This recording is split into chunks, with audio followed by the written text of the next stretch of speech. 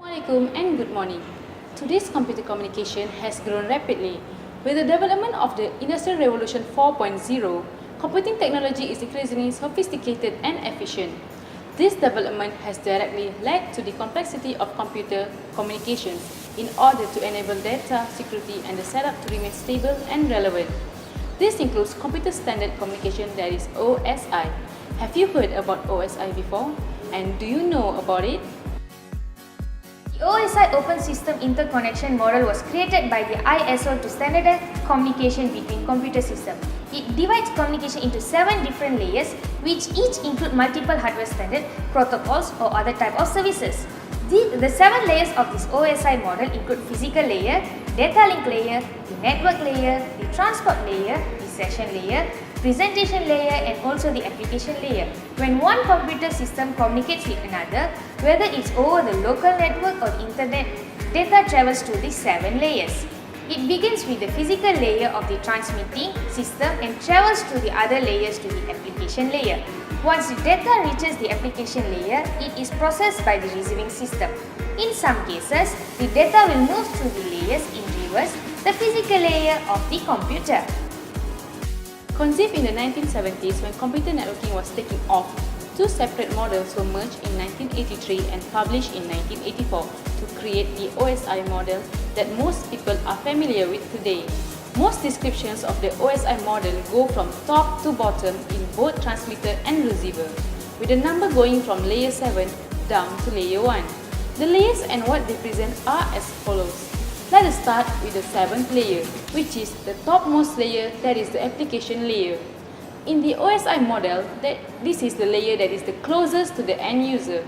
Applications that work at layer 7 are the ones that users interact with directly. A web browser such as Google Chrome, Firefox, Safari, and etc. or other apps such as Skype, Outlook, and Facebook are examples of layer 7 applications.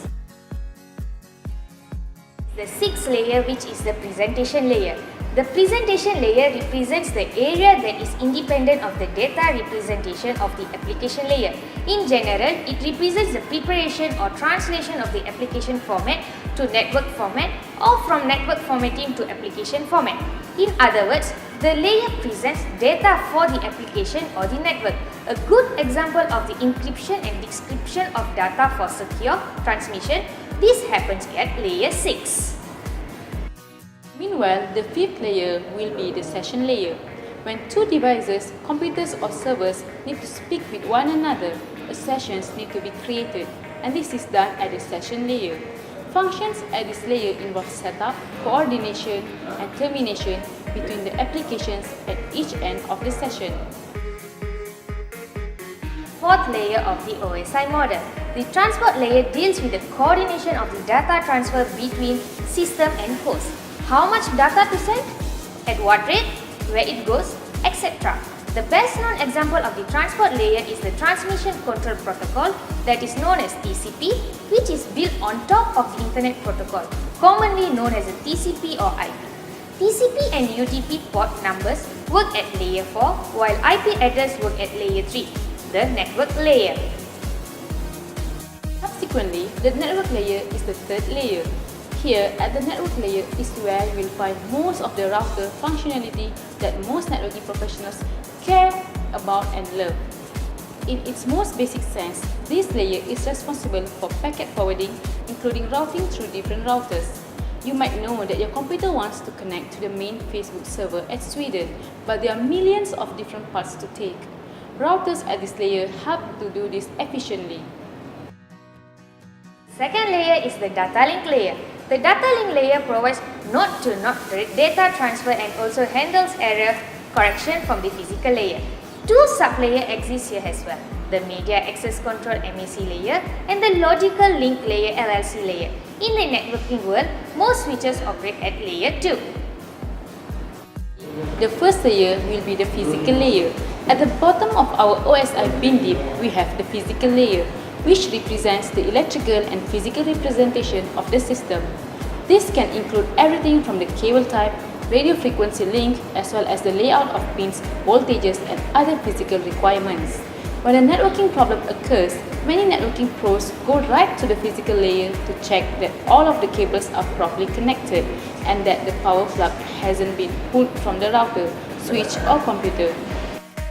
Audience, do you know what are the advantages of OSI model? Let us explain to you. OSI is a truly generic model. An OSI model is considered as a standard mode in computer networking.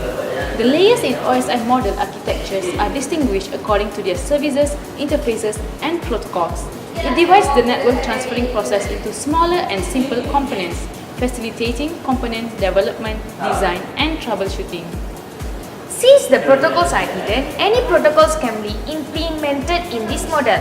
It has all flexibility to adopt features of other protocols. It also allows multiple vendors development through the standardization of network components. Other than that, various types of network, hardware and software to communicate, and it prevents changes in the OSI layer from affecting other layers to accelerate development. Does mobile phone use OSI layer?